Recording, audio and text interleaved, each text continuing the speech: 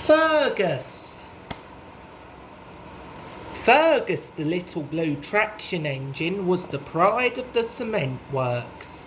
He loved his work, he knew all the rules and always stuck to them. One morning, he was chuffing cheerfully across the island of Sodor. He was on his way to do a special job for the Fat Controller. As Fergus reached the station, there stood Thomas. He was waiting for his passengers to board Annie and Clarabelle. Thomas gave a friendly on his whistle. "Hello, Fergus," he said. "I'm off to work in the quarry today," Fergus told Thomas proudly. "Watch out for Bill and Ben," Thomas warned. "They like to get up to mischief." "Thank you, Thomas. I won't let a couple of rascals get the better of me," wished Fergus. When Fergus arrived at the quarry, Mavis and the twins were waiting for him. Mavis was pleased that Fergus had come to help, and they set to work straight away. "I'm afraid the trucks are in a mess," she said.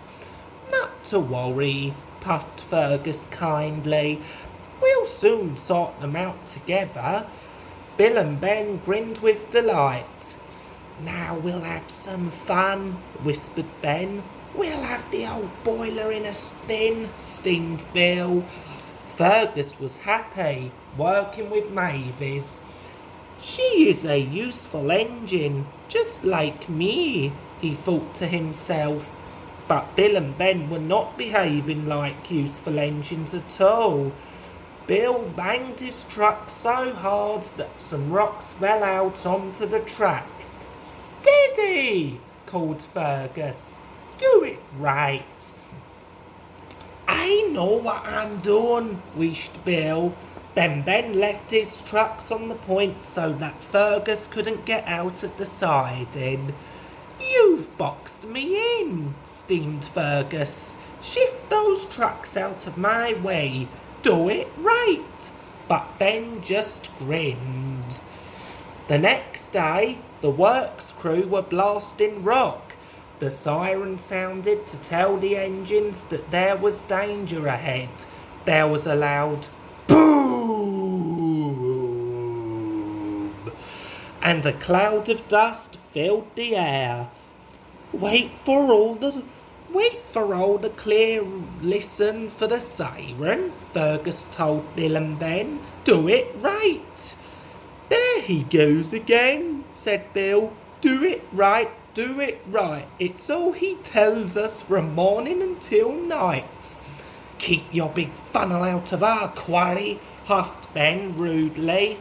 Later, the quarry master sent Bill and Ben to collect a new rock crusher from the harbour. Fergus spent a happy afternoon shunting trucks with Mavis.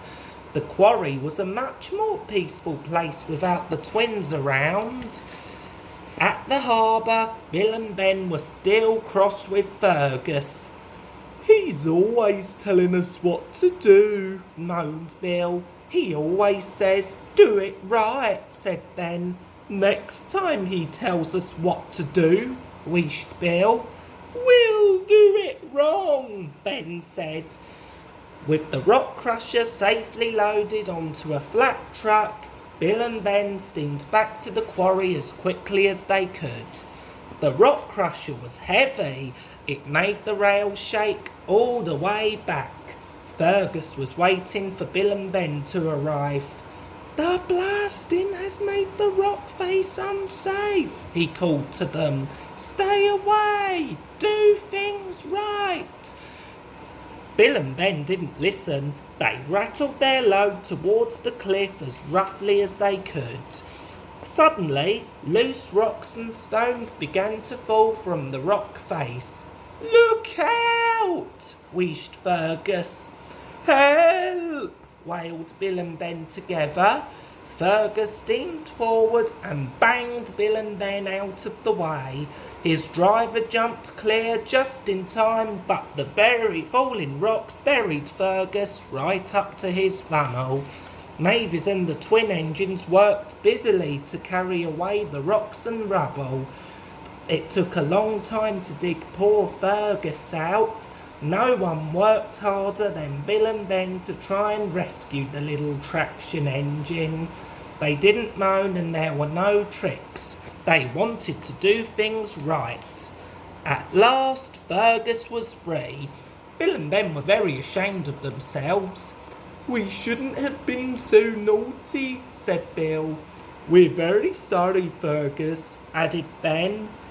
"As long as we're friends again now," smiled Fergus. "Oh yes," said the twins together.